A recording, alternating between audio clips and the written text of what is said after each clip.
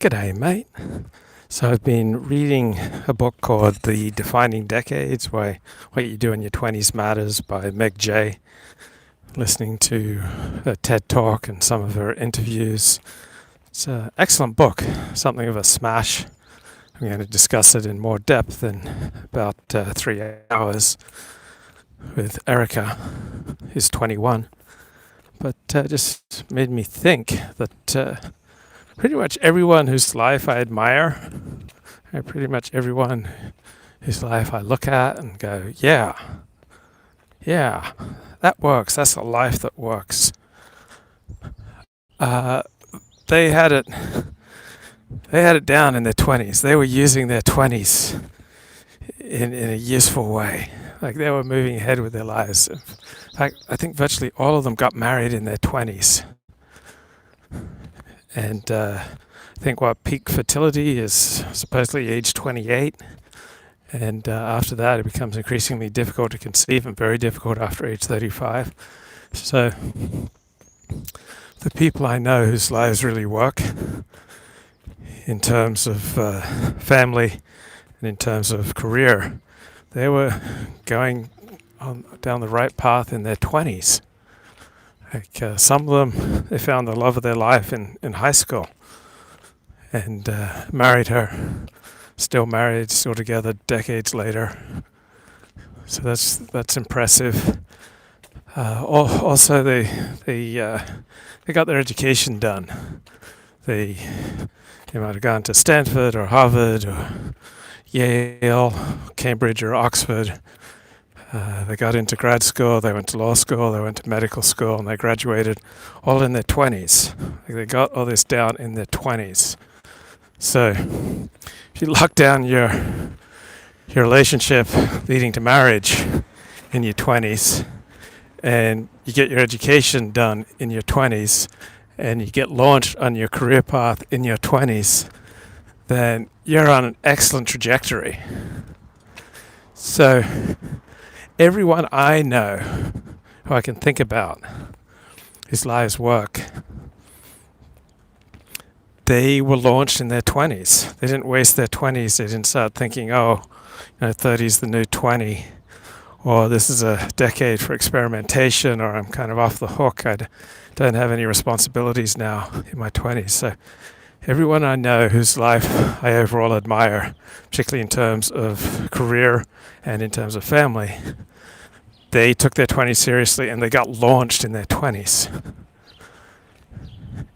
While other people I know, if they didn't get launched in their 20s, like if there were parts of life they were particularly anxious about, such as marriage or career, they never got launched. They kept avoiding that which made them anxious, and then the anxiety started turning into panic. And it's possible to turn your life around if you don't get launched in your 20s, but so much harder. So everyone I know whose life works got launched in their 20s. Nobody I know that I can think of who got launched in their 20s has gone completely off track. Like it seems like, just when I'm looking at examples of people I know, if you get launched in your 20s, you're on an excellent trajectory for life. And if you don't get launched in your 20s, life becomes much, much more difficult. So, unfortunately, I spent most of my 20s in bed. I had chronic fatigue syndrome. So this coronavirus shutdown, pandemic, isolation, social distancing thing, this is a piece of cake compared to the 6 years I spent in bed with chronic fatigue syndrome. I mean, this is easy peasy. This is nothing. But at least I did do some good things in my 20s prior to getting sick.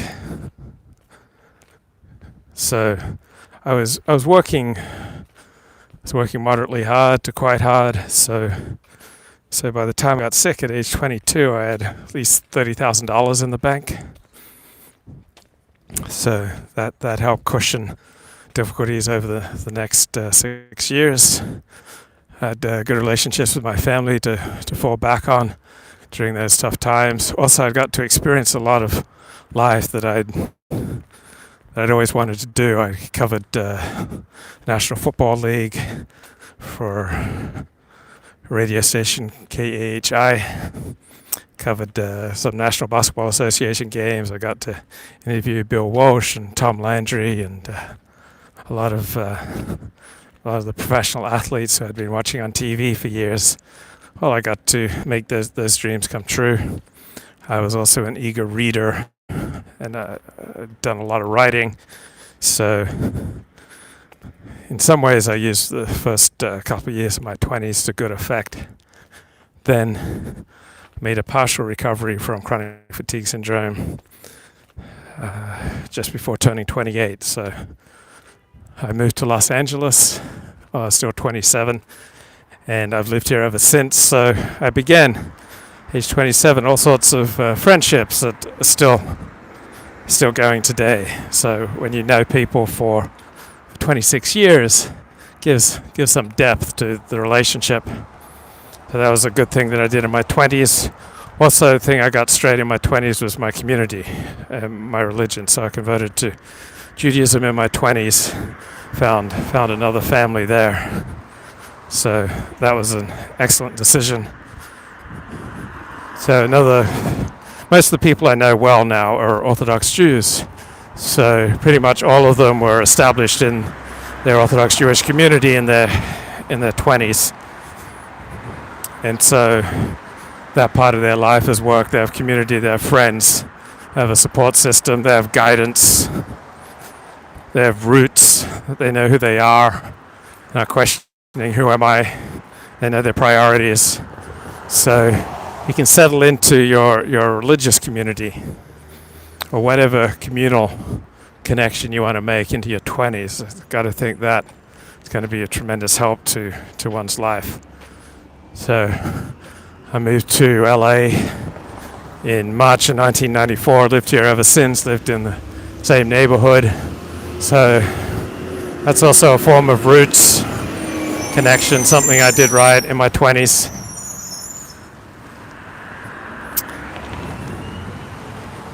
And then another thing that I did right in my 20s is that by 29, I saw that I should be devoting myself to writing.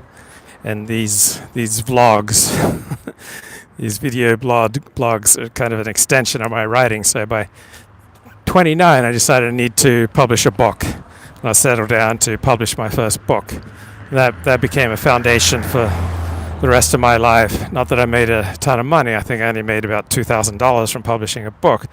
But it was a good foundation. It was development of who I was, putting that into action, and getting started on that trajectory.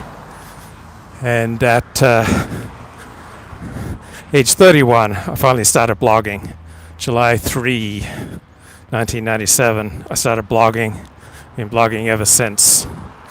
So I fell into a medium, a niche, a form of expression that served me.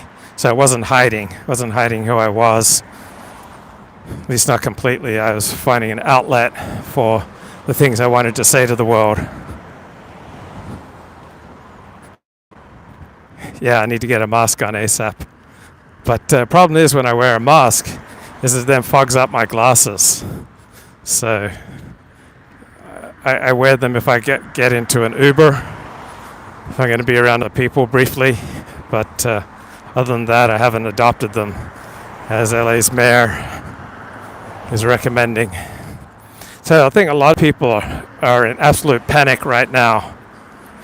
And it's really easy to attribute one's panic to the coronavirus and to then go, well, I'm not responsible for the coronavirus. I think most of people's panic about the coronavirus is because they were denying reality prior to the coronavirus and the effects of the coronavirus, such as losing a job, losing income,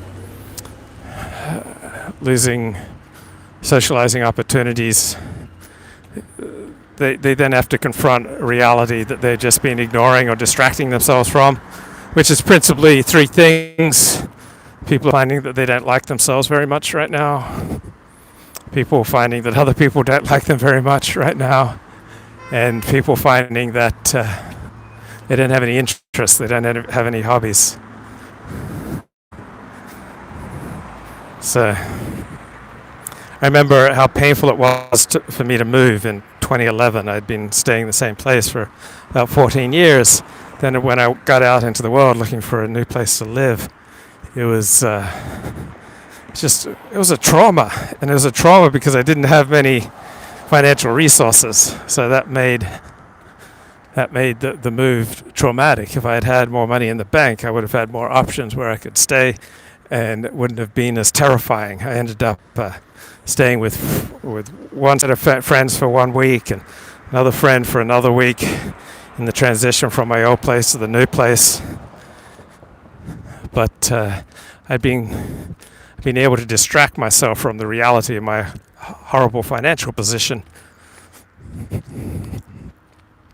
And then when reality set in and I needed to find a new place to live, then I could no longer distract myself. So same with the coronavirus pandemic. I think all sorts of gaping problems that people have been distracting themselves from have reared their ugly head right now because they can no longer distract like they used to. Now they're confronted by reality. And so it was just like when I was studying calculus. Problems that most of us had in calculus were that we hadn't really properly learned algebra. So if you haven't got algebra down, you're going to really struggle with calculus. And so if you haven't got the basics of life down, if you don't have months of prudent reserve in savings, if you don't have interest, if you don't have friends, if you don't like yourself, if you haven't constructed an honorable life, if you haven't developed self-control and self-discipline, then it's going to be a particularly painful time. But the coronavirus is just the stimulus that makes you confront parts of yourself that you've been ignoring and distracting yourself from. So a few years ago, in one of my 12-step programs, I learned to stop looking at my problems as my problems, but rather they were stimuli to work my program. Because I'm smart enough that if my problems really were my problems, I'd solve them. But my problems really just not my problems. The symptoms of my addictions are not the problem. They're just symptoms. They're just reflections of the fact that there are parts of reality that I can't confront or accept. There are parts of myself that I'm not seeing clearly, that I'm not seeing other people clearly. I'm not seeing problems clearly. And so it doesn't really serve me to get all focused on my problems. It serves me to get properly aligned with God, with the universe, with myself, with other people, get into reality. And then the problems just kind of disappear on their own.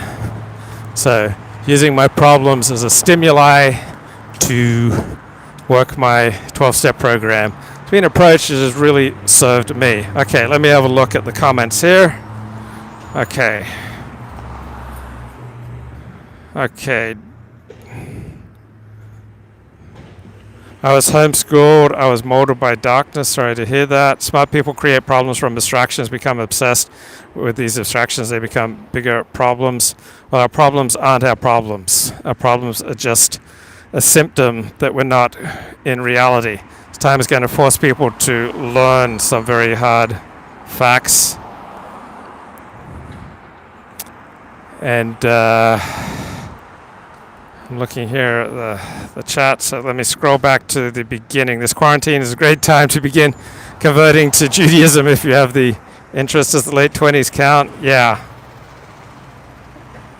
Okay, coronavirus is inflicting collective psychic trauma on the world, the magnitude of which is greater than any physical effects. Yeah, but I think most of the trauma from the coronavirus simply that it forces people to confront realities that they were ignoring prior to the coronavirus. So the coronavirus is simply a stimulus that people have to confront an emptiness in their life. Yeah. I think that what makes the virus uncomfortable is it makes other people act like morally pushy dirtbags. Yeah, but that should not be a trauma for you if however people act. If that's a trauma for you, it means that you don't know how to deal with other people. that you haven't confronted the reality that we are powerless over other people. And so as long as we think we control other people, then we're going to get into trouble. And Michael says that the psychic trauma from 9/11 was real and tangible. Yeah, it was real and tangible, but I think most of the trauma was that it forced people to confront things that they'd previously been avoiding or distracting themselves from. So what should I learn from the trauma of 9/11? Well, that would depend on you. But the anxieties that it brings up are probably going to have more to do with you. So things that you're anxious about are things that you're avoiding and perhaps need to confront. So do you have, for example, at least 3 months of prudent reserve in savings? Preferably 6 months, right? Do you have various sources of income? Preferably even some passive income. Yeah, people are attaching themselves to these abstractions as a way to distract themselves from personal failings. Absolutely. So again, most of the trauma that people are going through right now is because they don't want to confront reality. And I think probably the main trauma that people are going through right now is that they don't want to confront the reality that they don't like themselves very much.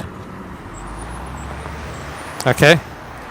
Because when you have to sit alone and be quiet and be on yourself, for a lot of people, they're just going to have to face that what comes up for them is their rage, that they can't control the world, how the world works, that they can't control their job.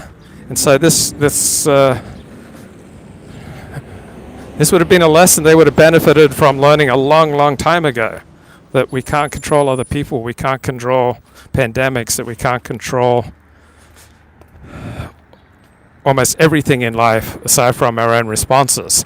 So this coronavirus pandemic is forcing people to confront their lack of control. So, for example, if you have road rage, it's because you're unwilling to accept a certain part of reality, and the reality is that you can't control traffic patterns. You can't control how other drivers conduct themselves.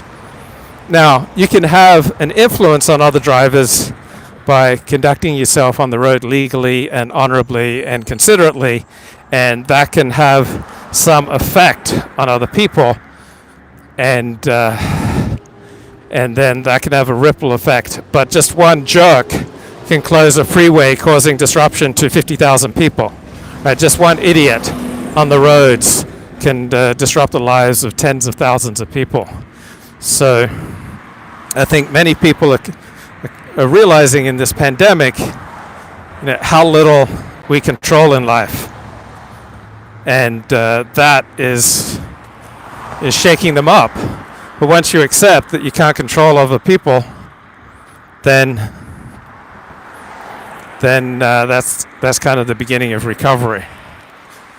So that's why it helps for many people, particularly those inclined towards artistic endeavors, and have multiple sources of income. Or as one book put it that I read, that at least I heard of, didn't read the book, was real artists have day jobs.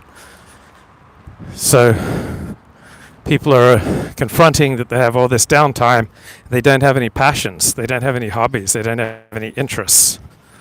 Okay, so you really don't want to go through life without interests. You don't want to go through life without hobbies.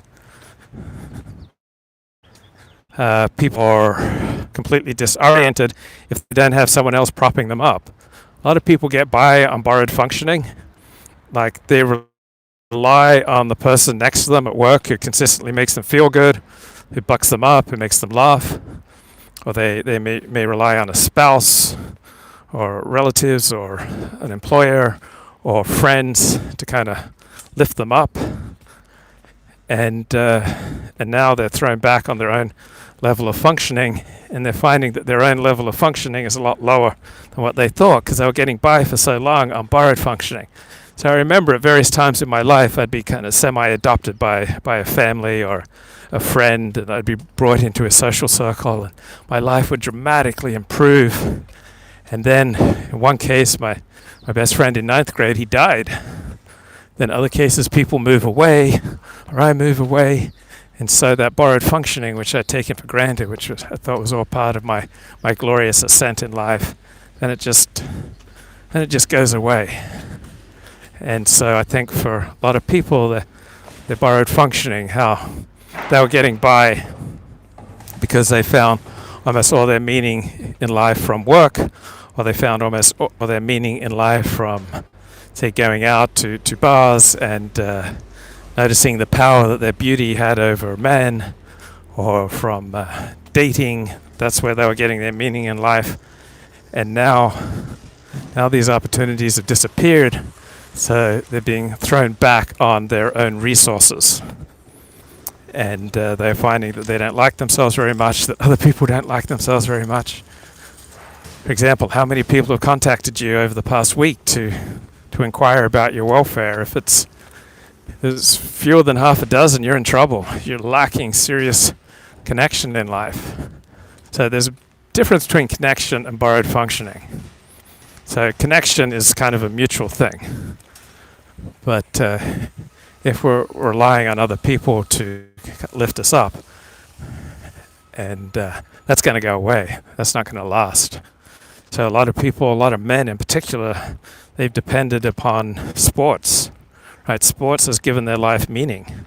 Right? So if sports has given your life meaning and excitement and color, and now sports is gone and you're depressed, well, that's a symptom of an empty life. You're using your sports fandom to cover up a deep emptiness in your life.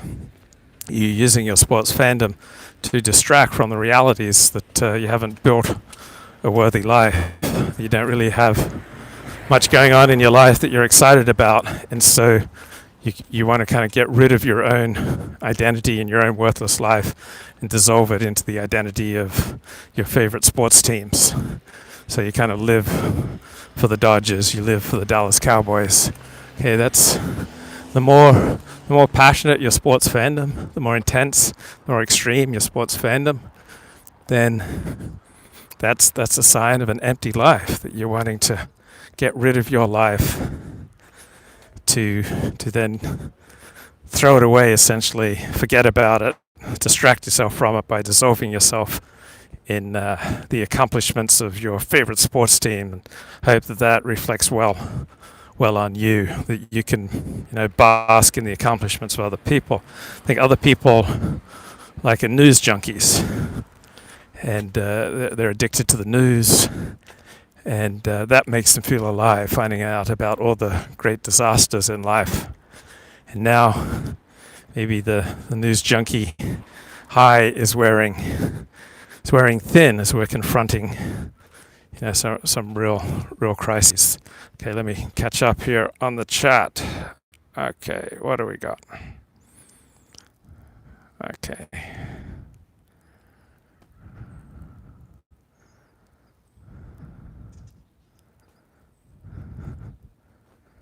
Okay, so you're saying that people are attaching themselves to these abstractions as a way to express their personal failings, as a way to distract themselves from their personal failings. We can check into a live stream and interact with people like you. Yeah, I mean, I'd like to think that this is a healthy form of communication in these times. How do you know that other people being full-time moral activists? Is it because other people let them get away with it when they should be socially confronted? Well, guess what? Even if you socially confront these people, there's very limited power on how much you can affect them. Like, we don't control other people, so you can do all the confronting you want, you can do live streams condemning it, but in the final analysis we have almost infinitesimal effect on society. It's not a lack of control, it's a lack of meaning. People are obsessed with cataclysmic thinking. When something like this comes along, they finally feel that something is happening in their lives. Yeah, so if you're empty, you're looking for distraction, you're looking for adrenaline, and something like this can temporarily give adrenaline. Like 9/11, nothing is actually happening in their lives. This is maybe being amplified by the boredom of these stay-at-home orders. Yeah, see, you should be growing during this time. You should be reading books and developing yourself. This is like a wonderful opportunity to grow. So people are unable temporarily to distract themselves with sports, and the boredom creates existential anxiety. I thrive when things stand still. My best work is done in the dead of the night. This shutdown, however, has been a prolonged nighttime Well, if you thrive in nighttime, Quantrell, then this should be a great time for you. So why aren't you thriving? The coronavirus has achieved many of the alt-right's objectives. One, no more sports ball. Two, UBI, that's means basic income for everyone. Three, no more cancel culture. That's true. Michael says, I enjoyed the quarantine. It's been an opportunity to spend more time with my spouse and family and more time outside. People become more health conscious, more emphasis on borders and nationalism. It's destroying the European Union, and it's cool to wear a face mask. A great many peers, 90% of conversation revolves around mundane sports talk. Easy, superficial connection can be made. Digging any deeper is anxiety induced. Right, but for many conversations, that's all that's appropriate. In like for workplace, etc. Superficial connection is all that's appropriate. And weak ties are important. Maintaining good superficial connections with a lot of people is important to your well-being. Filters out the weak. I am thriving. That was my point. Good point. Yeah, there's absolutely a place for small talk, and we absolutely want to maintain, wide, superficial, good relationships with people. If you're traveling down the elevator with someone, it's nice if the person's a guy, then you can talk about sports, and that's the appropriate time to talk about sports. If you're in the men's room washing your hands, then talk about sports. If you're interacting with the janitor who's say 40 IQ points below you, but you may share sports in common.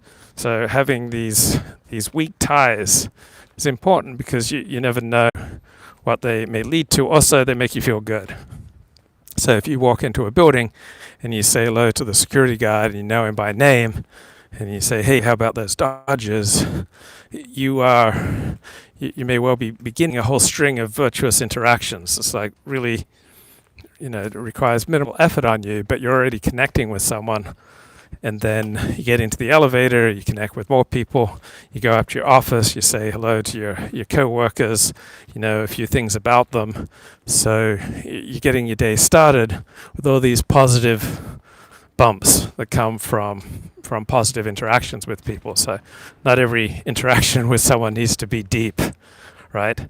And in fact, it's wise to limit your attempts to go deep with people to people for whom that's likely to be a good choice, because there are all sorts of people that you can maintain very pleasant, superficial relationships with, that as soon as you try to make those relationships deeper, then they explode. Then you find out how irreconcilable you are. You find out how your values are completely contradictory. Your perspectives on life oppose each other. So for most people that you interact with, you don't want to go deep, because that's just going to explode things. It's going to make things awkward. And for example, with your boss, in all likelihood, at least probably 50% likelihood, my experience, just keeping things pleasant and on a superficial level is best. Because if you go deep and you start talking about things that you guys have very contrary views on, it's only going to cause unnecessary tension. So a workplace should primarily be about work. You don't want to go deep with coworkers if it's likely to cause tension. So I've made this mistake, getting along superficially with someone and start going deeper, and then suddenly we find out that there's some serious tension in the ways that we view the world. And what could have been just a nice, pleasant, casual relationship has now essentially been destroyed because we tried to go deeper than was appropriate. So never ask more from a relationship than what it can give. I think that's important. So that's why, just talk about superficial things with most people. Because do you really want to have tension with your neighbor? Like, do you really want your neighbor to hate you for your political, cultural, or religious views? Why not just keep things light? What's the saying? Good fences make good neighbors. Okay, defining decade. So what are the other choices that people make in their 20s? Yeah, Meg J talks about building social capital and building, investing in yourself. So you're learning new job skills, you're meeting new people, you're not wasting your time sleeping around. So almost nobody I know of the female variety who was promiscuous in her 20s has had a life that's turned out to work. Okay, so promiscuity in men does not predict anything about the solidity of their marriages, but promiscuity in women is like a terrible indicator of what kind of wife they're going to be, whether they're going to stick around and raise the kids. So when I look at people I know, promiscuity for women in their 20s is just a terrible indicator for their future life trajectory, while promiscuity for men in their 20s doesn't indicate anything.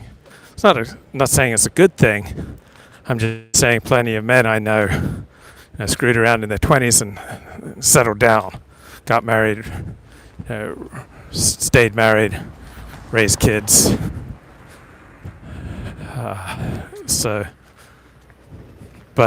Ideally you meet someone in your 20s. The best time to meet people is when you're at school, when you're in high school and college.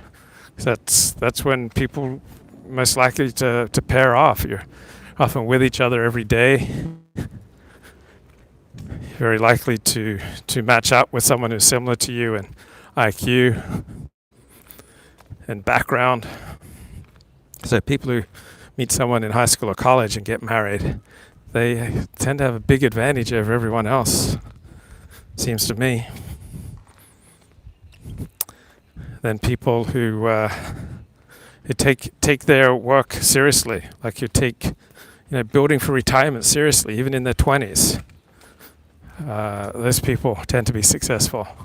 I know people who work really hard in their 20s and then they retire in their 30s. Right? So I notice in traditional cultures like Asian culture and traditional Jewish culture, there are far more expectations. Like there are far more demands on young people, and that seems to generally work well. Like there's one enormous investment in their youth, but also enormous expectation that the youth will use this investment wisely, and if the youth doesn't, then they get cut off. So generally speaking, it seems to me that Asians and Orthodox Jews and other people from traditional cultures tend to produce people in their 20s who make better decisions in their 20s, who are already taking on positions of responsibility in the community in their 20s, in addition to getting married, having kids, and moving into a career. Talk to you later.